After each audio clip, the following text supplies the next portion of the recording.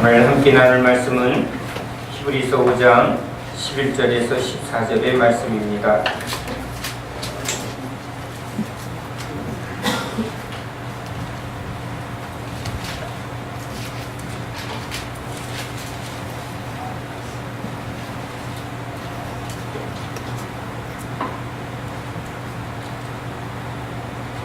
히브리서 5장 11절에서 14절의 말씀 함께 읽겠습니다. 멜기세덱에 관하여는 우리가 할 말이 많으나 너희가 듣는 것이 둔함으로 설명하기 어려우니라. 때가 오래되었으므로 너희가 마땅히 선생이 되었을 터인데 너희가 다시 하나님의 말씀의 초보에 대하여 누구에게서 가르침을 받아야 할 처지이니 단단한 음식은 못 먹고 젖이나 먹어야 할 자가 되었도다. 이는 젖을 먹는 자마다 어린아이니 그의 말씀을 경험하지 못한 자요 단단한 음식은 장성한 자의 것이니 그들은 지각을 사용함으로 연단을 받아 선악을 분별한 자들이니라. 아멘. 할렐루야. 하나님은 이 말씀대로 우리에게 행하시는 분이십니다. 즉 어린아이 신앙을 장성한 자에 이르도록 주님이 우리를 인도하시는 분입니다.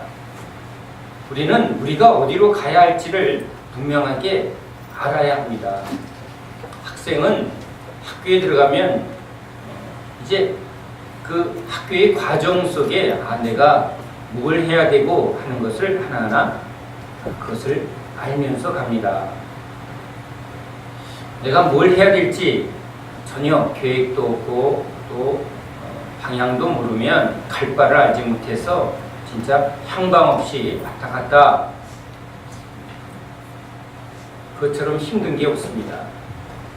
1학년이 마치면 여름이 지나가면 방학이 있고 또 방학이 끝나면 이렇게 또 2학기가 시작이 되고 또 2학년이 시작이 되고 3학년 졸업하면 또 그 다음 중학교, 고등학교, 대학교 과정이 있구나. 우리도 과정에 맞춰서 이해하고 과정에 맞춰서 살아가는 존재들입니다. 나이가 몇인데 자기 나이도 생각하고 또 이 시대에 뭘 또 준비해야 되나 또 자꾸 앞을 내다보려고 합니다. 또 늘 준비하려고 애쓰는 게 인간입니다. 우리 신앙도 그냥 막연한 신앙생활이 아닙니다. 주님이 우리를 막연하게 끌고 가지 않습니다. 그래서 우리에게 구약을 통해서 우리를 인도하시는 주님이 어떤 방식으로 어떤 계획을 가지고 인도하는가를 아주 명확하게 교훈을 우리에게 가르쳐 주십니다. 구약의 모든 사건이 옛날 이야기가 아니라 그것을 통해서 우리에게 하나님이 교훈하고 또 그것을 우리에게 가르치려는 목적을 가지고 성경이 기록되었던 것입니다. 모세를 통해서 인도하신 하나님은 이 과정 속에 목표를 가지고 가나안까지 지금 하나하나 육적인 신앙을 영적인 신앙으로 어린아이 신앙을 장성한 자에 어린아이가 청년이 되면 아주 힘있게 싸우는 것처럼 이제 어린아이 신앙을 싸워서 이기는 신앙으로 바꾸려고 하나하나 과정을 인도하신 것입니다. 예수님이 오신 것도 제자들이 능력이 있어서 선택한 것이 아닙니다. 주님의 부르심을 보라. 너희들이 문벌이 좋느냐, 또 가진 게 있느냐, 잘난 게 있느냐. 아닙니다. 약한 자를 들어 하나님이 어떻게 하셨는가를 나타내게. 내가 했습니다. 그 사람은 신앙을 모르는 겁니다. 내가 고지에 올라가서 내가 좋은 직업을 가지고 내가 좋은 능력을 쌓으면 그것을 통해서 하나님이 일하실 것이다. 그것은 하나님의 일하심을 모르는 방법입니다. 조직폭력배, 깡패 이런 사람이 완전히 순한 양이 됐다. 이것은 하나님의 능력인 것이죠. 즉 자기의 삶을 통해서 하나님이 하신 일을 증거하는 것. 이게 진짜 복음의 증인되는 것입니다. 원래 집안에서 교육이 뛰어나고 또 교양이 있어서 성품이 좋아서 그건 원래 태생적인 거고 그가 가진 것입니다. 아, 저 사람은 참 훌륭해. 그런데 원래 가진 성품이라면 그는 주님을 나타내지 않습니다. 아, 저 사람이 원래 훌륭한 사람. 사도 바울이 말합니다. 해가 되었다. 좋은 집안에서 태어나서 좋은 신앙의 훈련을 한 게 오히려 해가 되었다. 성령의 나타남에 오히려 해가 되었다. 자기가 가진 능력, 자기가 가진 배경, 자랑할 만한 것들이 오히려 하나님의 능력을 나타내는데, 하나님을 의지하는데 해가 되고 그게 방해가 되었다.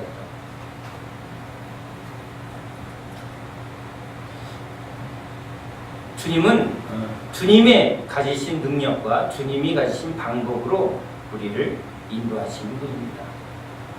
자, 결국은 우리는 어린아이 신앙에서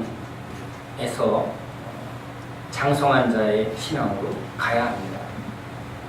나이가 60인데 옹해옹해 애기짓 하면 정신병원에 있는 환자입니다. 성인 어린아이죠. 분별도 못하고 자기가 뭘 해야 되는지 못하면 그 사람 때문에 본인뿐만 아니라 주변의 모든 가족이 피해를 받습니다. 우리 신앙도 그렇습니다. 주님이 자라나게 하시는 것은 자라나게 하시는 주님의 능력을 나타내서 하나님이 어떠한 분인가를 증거하는 일, 복음의 능력을 나타내는 일, 내가 했다. 이거 주님이 하셨습니다. 그 복음을 보고 사람들이 나도 그렇게 바뀌게 해달라고, 나도 변화시켜달라고, 나도 구원해달라고. 내가 나타나면 안 되죠. 내가 가진 게 나타나면 그것은 나의 영광을 나타내는 거예요. 내가. 자, 지금 우리는 어떤 길을 가고 있는가? 내가 죽고 예수가 나타나는 삶. 즉 주님이 나에게 하시는, 가르치시는, 변화시키시는 그것에 집중해야만 합니다. 교회가 모입니다. 주님은 이 모임을 통해서 주님이 우리를 가르친다는 걸 항상 주목해야 합니다. 주일날 제가 광고했습니다.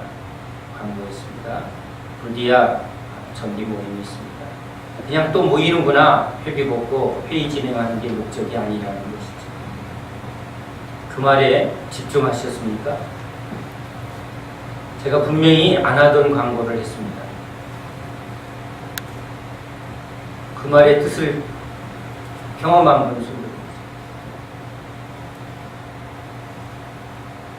주일날 식사 후에 똑같이 사람을 만나고 똑같이 메뉴만 틀리지 밥을 먹고 또 비슷한 시간을 보냅니다. 똑같으면 성장이 없습니다. 그러면 이제 왜 그 말을 했나 유념하면 보입니다. 저도 왜 그날 그 말을 했는지 몰랐습니다. 왜? 계획된 말이 아니었습니다. 근데 그 말을 하고 나니 제가 그 말을 유념해야 합니다. 그래서 회의할 때 유심히 보았습니다. 빠지지 않고 보았습니다. 빠진다는 말은 그냥 내 생각을 막 말하려고 하는 것이죠. 우린 내 생각이 있습니다. 회의를 합니다. 내 생각은 이래, 내 생각은 이래. 의견이 다릅니다.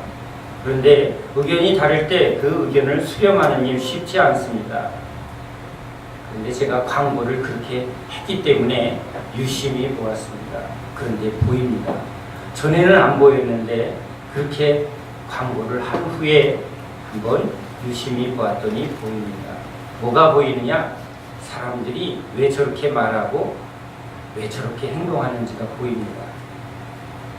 한 형제가 말합니다. 갈 건지 안 갈 건지를 정하자고. 왜 저러나 그랬더니 먼저 정해야 그 다음 계획이 쓰는 사람입니다. 이상한 게 아니라 그런 사고를 가진 사람, 그게 굉장히 효율적이고 좋을 때가 있습니다. 그런데 다 그렇게 하지 않습니다. 또 어떤 사람은 글쎄 상황을 보고 여건을 봐서 갈지 안 갈지를 나중에 정한다. 귀납법적 사고, 연역법적 사고라는 그런 단어가 있습니다. 여러 상황을 고려해서 그 다음에 결정하는 사람. 아니, 결정하고 나서 그 결정에 따라서 하나하나 진행하자. 옳으냐 그르냐의 문제가 아니라 그건 다른 사고방식입니다. 뭐 금성 남자, 화성 여자. 각 사람이 다른 코드를 가지고 있습니다. 심장형의 사람, 위형의 사람, 지식형의 사람, 감정형의 사람, 의지적인 사람, 이렇게 사람은 다양성을 가지고 있습니다. 그래서 사고 방식이 다릅니다. 성격 차이 많이 쓰는 말입니다. 그런데 이것은 하나님이 다르게 만드셨습니다. 심장은 심장의 사고를 하고 심장의 행동을 해야만 합니다. 위는 위의 사고방식이 있고 위처럼 움직여야 위가 되는 것입니다. 그런데 이 두 가지가 조화롭게 사는 것은 몸인데 사람은 조화롭게 살기가 참 어렵습니다. 서로 충돌이 일어납니다. 수십 년 싸웁니다. 죽을 때까지 싸웁니다. 이게 오늘 현실입니다. 다름의 문제를 아무리 가르쳐도 그것은 쉽지가 않습니다. 그러면 뭐 어쩌라고. 그러면 뭐 어쩌라고. 갈 거야 말 거야. 또 거기서 딱 문제예요. 아니 결정을 해야 될 거 아니냐는 거죠.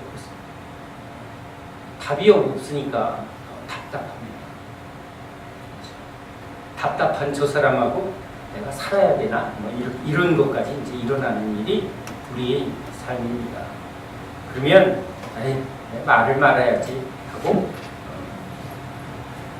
끼리끼리 통하는 사람끼리 그래서 B형이니 AB형이니 혈액형 갖고 또 따집니다. 왜?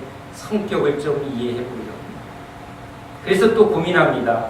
이번 여름 행사에는 MBTI, 한국형 MBTI라는 걸 해서 진짜 서로가 얼마나 다른지 한번 서로 보게 할까. 이론은 알지만 실제적으로는 우리는 서로를 잘 모릅니다. 그날 회의하지 말고 하나님이 그 모임을 통해서 뭘 말하나 하고 한번 유익 있게 보시기 바랍니다 하고 광고했습니다. 전혀 기억이 없는 여러분의 얼굴. 그래서 유심히 보았더니 그제서야 보입니다. 너무 다른 유형의 사람들이 회의를 하는 것입니다. 결론을 내리지 못합니다. 못하죠. 결론을 내릴 상황이 아닙니다. 그럼 어쩌라고 제가 이 부분을 고민을 합니다. 목적, 지난 부분에 목적과 수단에 대한 내용을 주님이 저에게 아주 중요하게 깨닫게 해줬다고 주일날 저 혼자 은혜 받아서 여러분에게 전화하는 것 같습니다. 여러분은 별로 은혜를 못 받은 것 같습니다. 즉 가족이 여행을 가자. 우리 가족이 하나가 돼서 여행 가자. 이게 얼마나 좋은 뜻이냐는 거죠. 그런데 이제 그때부터 또 문제가 생기죠. 어디로 갈 거야? 뭐 먹을 거야? 한번 외식하기가 너무 힘든 걸 겪어본 저입니다. 우린 무조건 이제 누구 눈치를 볼 것인가, 누가 결정권을 갖는가 이 싸움을 계속합니다. 돈 소용없습니다. 내면서도 눈치 봐야 합니다. 그런 일을 겪고 있는 저에게 주님의 그 가르침은 매우 중요한 깨달음을 줍니다. 무엇이 제일 우리를 하나 되게 하는가? 삼위일체지. 하나 되게 하는 것. 그리고 다양성. 하나됨과 다양성이 조화롭게 이루어진 건 하나님이십니다. 하나됨만을 강조하면 무조건 가는 거야. 그 다음에 다양성. 웃기지 마, 말하지 마, 의견 내지 마, 가는 거야. 하나죠. 편합니다. 군주 독재.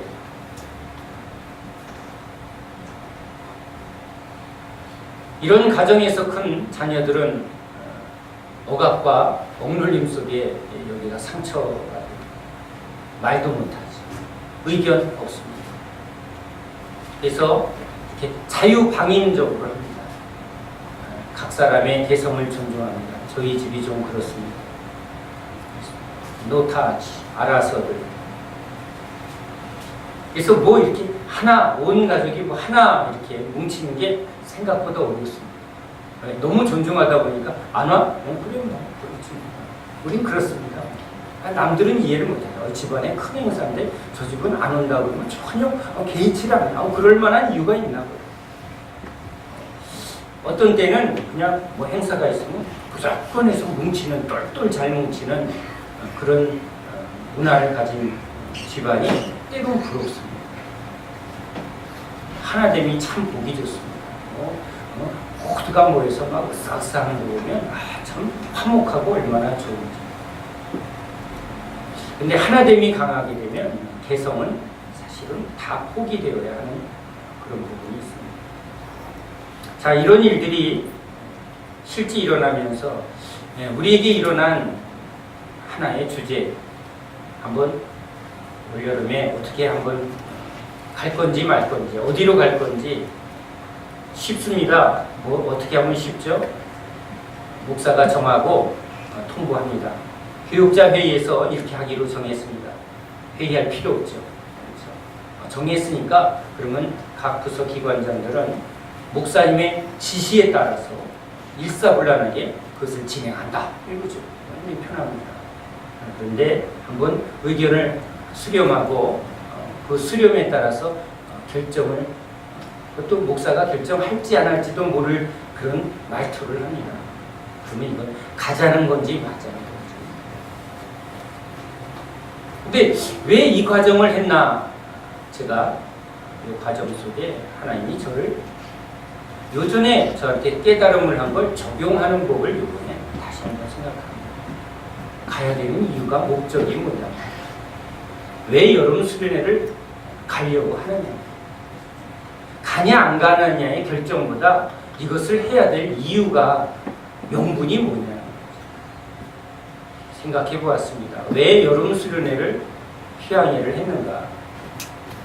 기도에 가서 은혜 받자? 아니요. 평소에 기도하고 은혜 받고 새로운 사람들 서로 화목하게 서로를 알아가는 시간, 또 가족끼리 우리가 온 가족이라는 것을 함께 느끼는 그 두 가지 목적을 가지고 여름 수련회가 아닌 여름 휴양회를 시작했습니다. 개척교회는 서로 알아가는데, 몸을 이루는데 중요한 과정을 겪어야만 했습니다. 그래서 여름 휴양회를 매년 해왔습니다. 근데 하다 보니까 이제 그 목적에 대한 의식이 점점 약해졌습니다. 왜요? 어느 정도 되고 있거든. 우리끼린 이제 어느 정도 끼리끼리 알 만큼 알았습니다. 뭐 하면 대충 이해도 합니다. 그러니까 또 그런 이유, 목적이 약해졌습니다. 그런데 새로운 사람들, 취지가 새로운 사람들을 배려하고 그들이 교회 안에 정착하도록 이 여름 휴양회를 했던 목적이죠. 그 목적을 따라 했던 것입니다. 이건 목사가 하고 싶어서 하고 하기 싫어서 안 하는 게 아니라 교회를 이루어가는 하나님의 목적에 따라 그 일이 진행됐다는 것을 다시 한번 생각하게 합니다. 그럼 목적을 정하면 그 목적에 따라서 해야 합니다.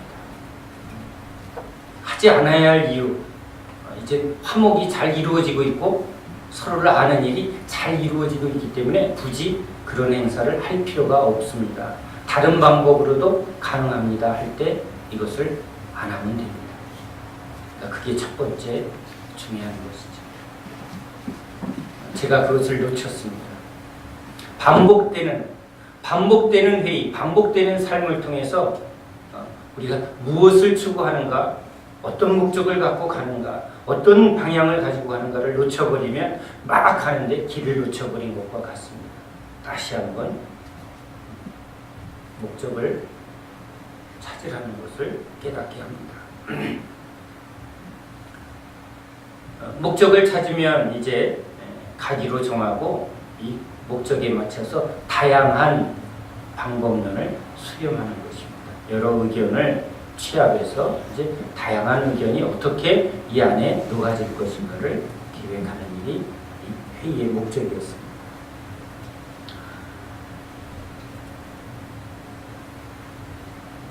이러한 일들은 단순히 회의뿐만이 아닙니다. 우리 삶에 계속 이러한 일들을 겪게 합니다. 나와 너무 다른 사고를 하면서. 그래서 열통납니다. 이해가 안 갑니다. 왜 쟤는 사사건건 날 걸고 넘어지지? 제가 뭐 나한테 감정 있나? 한번 손 좀 봐줄까? 별의별 생각이 다 일어납니다. 너무나 다른 성향의 사람이 원리 원칙주의 꼴리는 대로 못 견디는 위험들입니다. 이 너무 다른 형의 사람들과 부딪히면서 하나님은 뭘 원하는 것일까? 주님이 하나님을 기쁘시게 하는 이런 성숙한 신앙이 되게 할 때 로마서 14장 19절에 화평의 일과 서로 덕을 세우는 일에 힘쓰라고 말합니다. 서로를 세우라는 것입니다. 위는 심장을 세우고 심장은 위를 세우라는 것입니다. 나에게 없는 자를 나보다 낮게 여기자. 그러면 여기에 화평이 일어난다는 것입니다. 우리를 모이게 한 것은 일을 하기 위함보다 먼저 사랑하게 하려고. 얼마나 많은 일을 했는가 보다 주님이 먼저 생각하는 것은 우리가 왜 모였느냐. 주님이 우리를 일시켜 먹으려고 돈 벌게 하려고 아니지. 헌금하게 하려고 아닙니다. 개 팔아서 선교시키려고 개 키우게 아닙니다. 직장에서 죽도록 열심히 일해서 월급 많이 타서 교회에 헌금 많이 하자. 아니, 절대 아니지. 우리 부모들이 죽으라고 일하는 게 아이들이 날 위해서 엄마가 돈 벌어온다. 아버지가 돈 벌어온다. 비참해집니다. 남편이 아내에게 돈에 의해서 남자의 존재가 인정되거나 인정받지 못하면 비참해집니다. 나는 돈 버는 기계인가. 내가 그러면 힘없고 돈 없고 무능력이지만 나 버리는 거구나. 존재감 없어집니다. 아이들도 그렇습니다. 존재감이 없는 거죠. 내가 누구인가? 우리는 누구인가? 우리는 왜 모였나? 우린 가족인데. 이런 게 놓쳐버립니다. 왜? 다른 이유를 자꾸 붙들기 때문입니다. 우린 왜 모였나? 예수 믿는 게 뭔가? 우린 왜 회의를 하는가? 이런 것들이 바른 순리를 따르지 않고 바른 사고를 하지 않으면 계속 우리는 자라나는 게 아니라 멀거지고 굽어져서 병들게 됩니다. 서로에게 공급을 받아서 쓰는 게 아니라 소진해서 메말라버리고 충돌을 일으켜 깨지게 됩니다. 서로에게 공급을 받아서 하나하나 자라나게 하는 게 하나님의 뜻인데 공급받는 게 아니라 서로 독을 줍니다. 상처를 줍니다. 그럼 물고 물리는 사이가 되고 깨어지고 분리돼서 결국은 서로 망하게 됩니다. 그것이 아무리 사단의 일이라 아무리 얘기해도 우리는 그런 흐름 속에 가면 감정이 이미 깨지고 상해서 이제 그래 너 죽고 나 죽자. 가끔 우리 안에 아주 그런 무시무시한 감정이죠. 그래 너 죽고 나 죽자. 너 있는 천국 나 안 가. 이런 악한 마음들이 막 일어납니다. 그래서 하나님이 우리에게 오셔서 우리를 화평케 합니다. 우리를 온전하게 합니다. 그래서 먼저 자꾸 주님 앞에 모여야 합니다. 주님의 뜻을 물어야 합니다. 그래야 이제 질서가 섭니다. 바로 주님 앞에 서게 됩니다. 그럴 때 주님이 우리를 통해서 하시는 화평의 은혜가 임하게 됩니다. 말씀을 붙들면서 그게 보였습니다. 아, 저렇게 생각하는구나. 아, 전에는 왜 저래? 속으로 그랬는데 저렇게 생각하구나. 저 사람은 왜 저렇게 멍청하게 자꾸 저렇게 할까? 저렇게 사고하는 사람이구나. 그게 이렇게 보였습니다. 말씀을 붙드니까 지혜가 옵니다.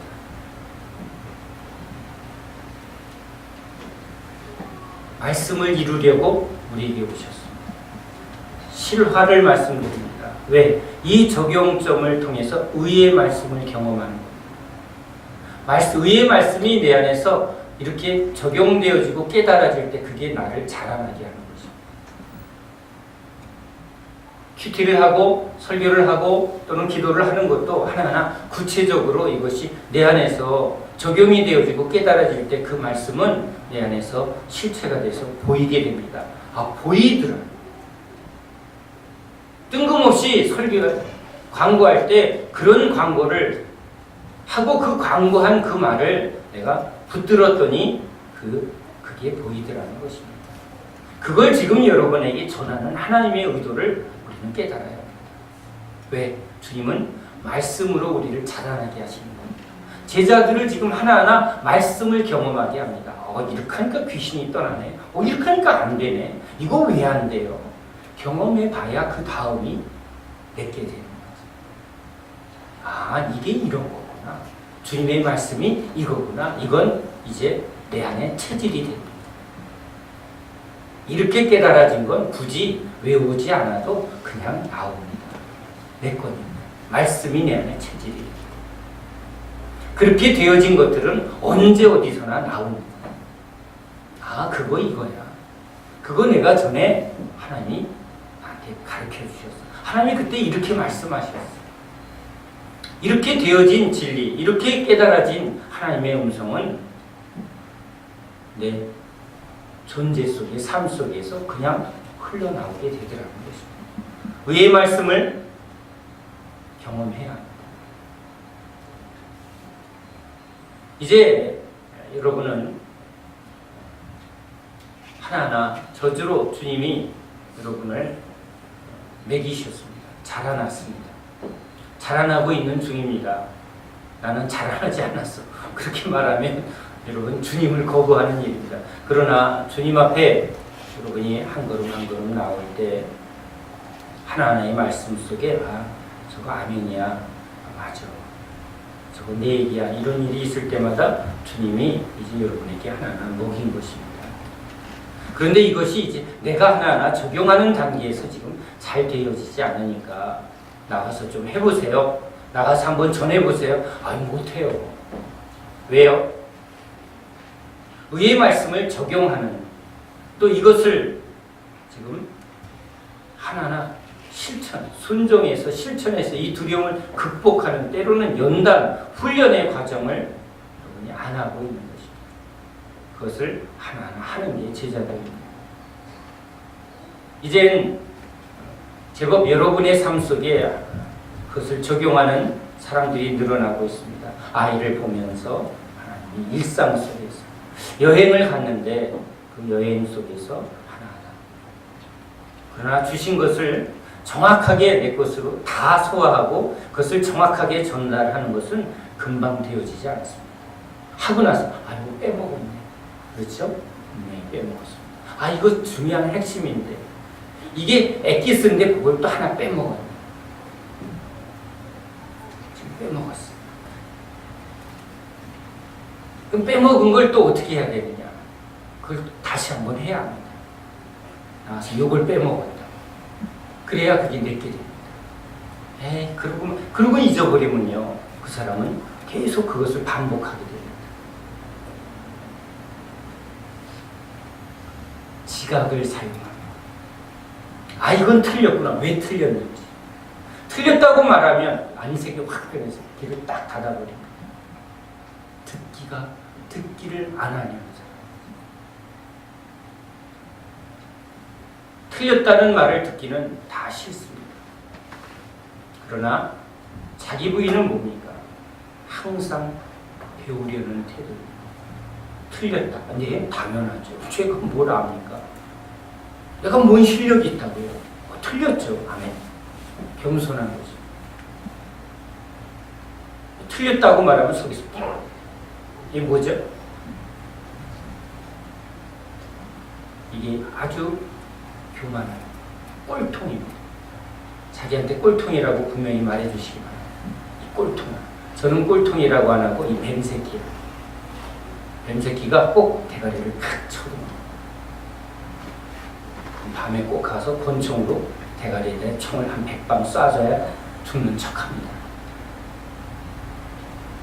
그래도 얘는 언제든지 이렇습니다. 네가 뭔데? 목살기를 개떡같이 하라고 이랬다고. 이렇게 올라온 건 죽이기가 너무 힘듭니다. 그러면 좋아요? 아닙니다. 그걸 괜찮다고 합리화 한 거에 곱빼기로 총을 쏴야 겨우 숨을 죽는 척하는 게 이 자아입니다.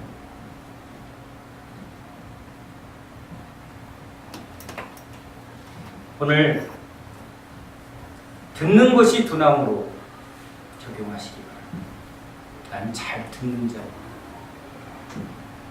주님은 잘 듣는 사람에게 말합니다.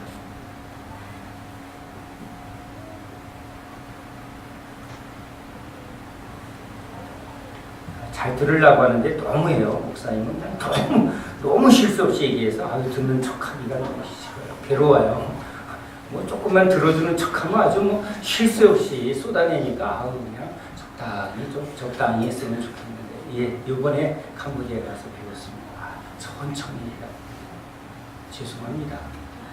그래, 너무했습니다. 천천히 하겠습니다. 그러나 듣는 것이 두나무로, 혹시 여러분이 이 말씀에 탁 걸리면 무슨 말인지 잘 모르겠어 이러면 어떻게 해야 될까요? 이 말씀을 여러분 주님 앞에 붙들고, 주님, 나 지혜가 없어. 나 왜 이렇게 둔하지? 나 지혜가 없어. 들을 길을 열어주세요. 내 마음이 굳어져서 이게 받지 못합니다. 깨닫는 게 너무 약해요. 하나님, 내 마음을 만져달라고. 이 귀를, 이게 교만해지면 굳어집니다. 자기 주장이 강하고, 아이애들, 어린아이 중에 뭐라고 하면 진짜 꼴통이 있잖아요. 그냥 걔는 매를 불러. 매를 부르는 애가 있어요. 왜 그래요? 그 아이의 중심을 보세요. 내가 그런가? 그러면 여러분 심각히 여겨요. 그래서 여러분이 교회에서 그런 아이들을 많이 부딪혀 봐야 합니다. 그 모습 속에 누구를 봐야죠? 네, 자기를 봐요. 교회 여러 사람들과 자꾸 부딪히기 바랍니다. 쟤는 왜 저래 하는데 그 모습이 자기일 수 있다는 거. 근데요, 진짜 심각한 사람은 막 남의 얘기를 엄청 하는데 자기는 전혀 안 그런 것처럼 말하는 사람이 있어요.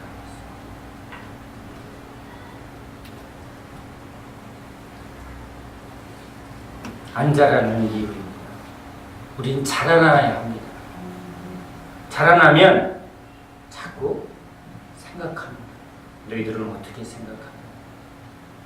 그 무식한 베드로와 무식한 이 제자들을 주님이 자꾸 생각하는 거예요.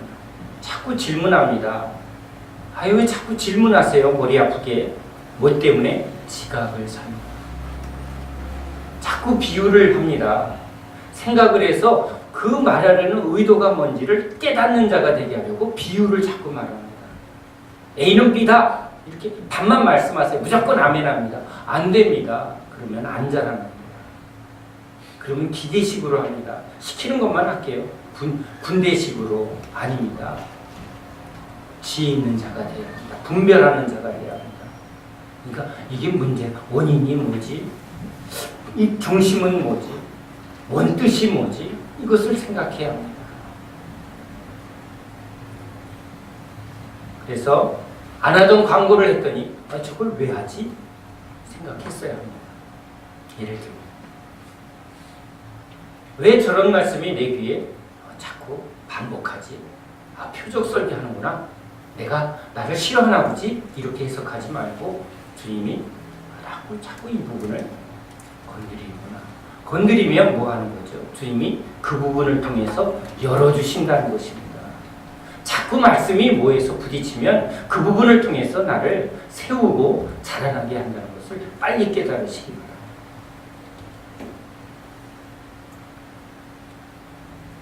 제가 한번 이런 일을 여러분에게 전한 적이 있습니다. 신실한 집사님이 아이들을 위해서 유학을 하고 아이들을 위해서 헌신했습니다. 그런데 딸이 뉴욕에서 아주 유수한 그런 대학도 졸업하고 또 발표도 해서 아주 이제는 안정적으로 해서 부모의 기쁨이 됐습니다. 그런데 일주일 후에 원인 없이 죽었습니다. 실제 일어난 일입니다. 이 집사님 부부가 충격을 먹고 딸의 시신을 부검했습니다. 원인을 알기 위해서. 그런데 원인이 없습니다.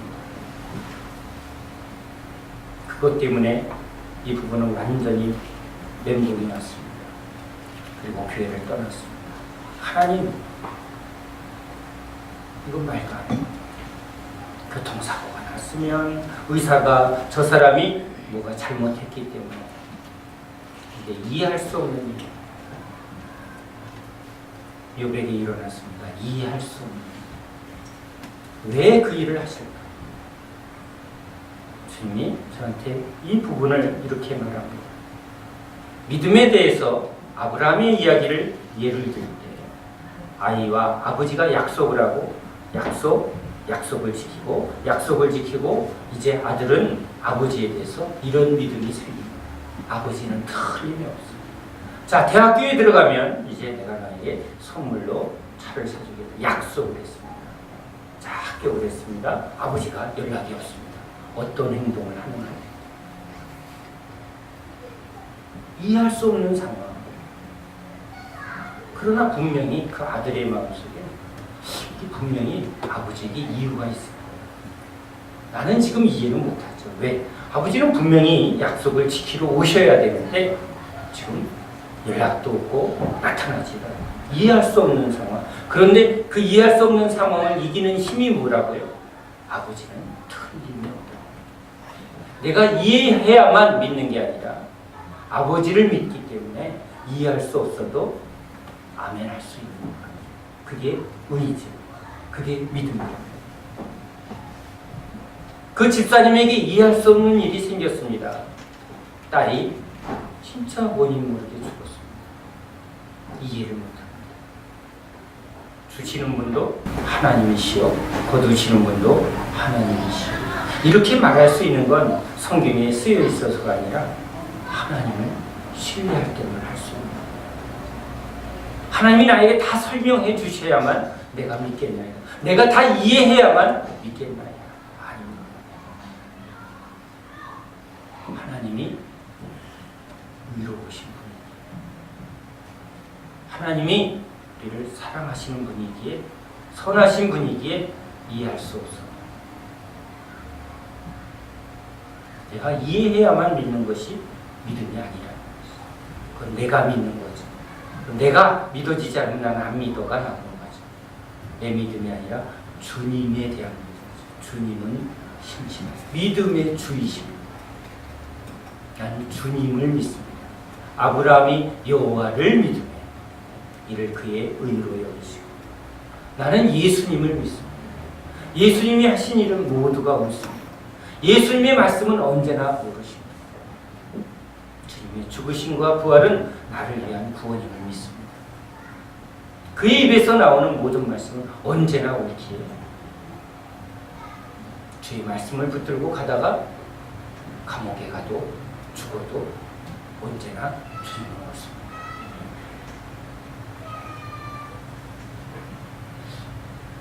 이 믿음을 주님은 우리에게 연단을 통해서 줍니다. 틀을 깨며 이해할 수 없는 상황 속에 요셉을 찾고 던지게 합니다. 우리도 이해할 수 없는 상황을 하나하나 주님이 우리에게 주십니다. 이해할 수 없는 사람을 자꾸 부딪히게 합니다. 두 가지 방법이 있습니다. 피하는 방법, 아니면 그 사람을 통해서 나를 훈련하고 연단하는 것을 받아들이는 방법. 왜 저렇게 말할까? 왜 저렇게 행동을 할까? 이해하기. 그 사람을 받아들이기. 아, 따르라는 말이 아닙니다. 따르라는 말이 아니라 우리는 주님을 따르는 사람. 뭐 어쩌라고 내 주장이 아니라 주님을 따르는 사람은 그 사람이 무슨 말을 따르라는 말이 아니거든요. 아, 저렇게 말하는 걸 이해하는 것입니다. 이해해야 용서도 되고 사랑할 수도 있는 거예요. 우리는 주님을 따르는 사람들입니다. 그런데 가는 길에 이렇게 다양한 과정을 통해서 주님은 결국은 우리를 온전케 하려고 하십니다. 성숙하게 자라나게 하려고 합니다. 지각을 사용하고 연단을 받아서 분별하는 사람. 주님의 선하신 뜻이 무엇인가? 주님이 기뻐하는 뜻이 무엇인가?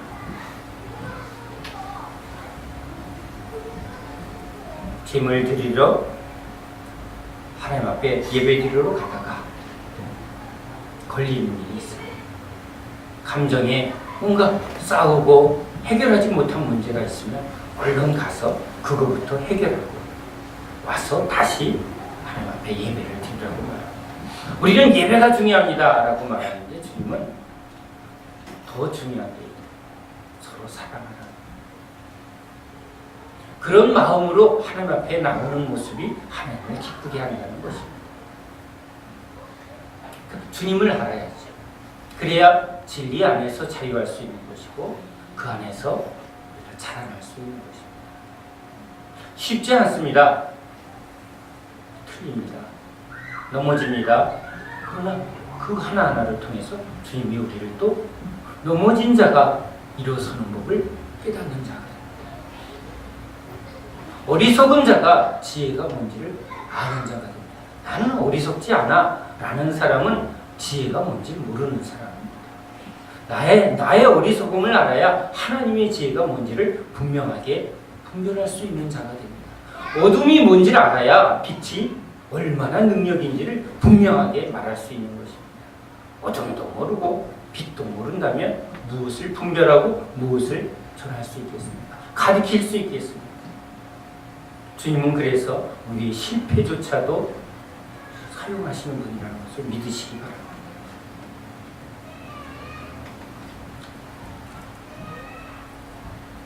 우리는 지금 삶의 모든 영역에 주님이 가르치고 있음을, 우리를 자라나게 하고 있음을 여러분 아멘 하시기 바랍니다. 어느 곳에 거할지라 주 날개 아래 우리가 거하고 있습니다. 어느 곳에서도 주님의 음성을 들으려 한다면 주님은 말씀하고 있는 것을 보게 됩니다.